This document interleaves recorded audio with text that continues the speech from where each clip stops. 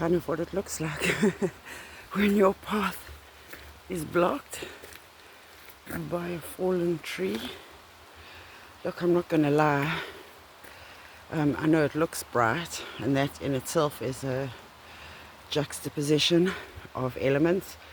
Rain, heel wat kak, but also some brightness. I do love this glen. If you ever come to the Isle of Man, highly recommend that you walk the glens. They're safe.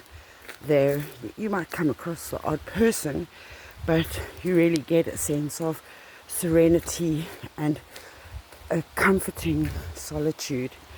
And yeah, they are really beautiful, and you'll see all kinds of fauna and flora, hear the birds chirping, all the sensory stimulants that one can need to shift you into a space of gratitude and wonder and awe at the magicness of this planet. It certainly takes you away from the fear-mongering of the news and all the dire things that are happening in the world. And let's be real, there's some serious things happening in the world right now. Shocking and unsettling and unstable, and really that's just a sign of the times, the zeitgeist of the big transformations that are currently occurring. And you've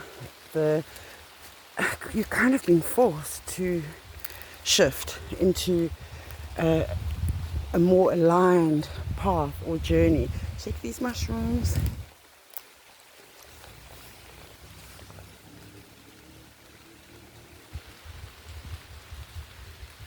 I think these ones are pig's ears. Can't say for sure. I love fungi. I'm not a mycologist in that way. I just love mushrooms, and I know that they are food and medicine. And oh, look, the pixie umbrella. I love the colors and the shapes. I mean, they're just so varied. And oh, here's some more. Don't mean to disturb nature. We should only leave footprints, take nothing, just pictures and footprints. Oh, cute.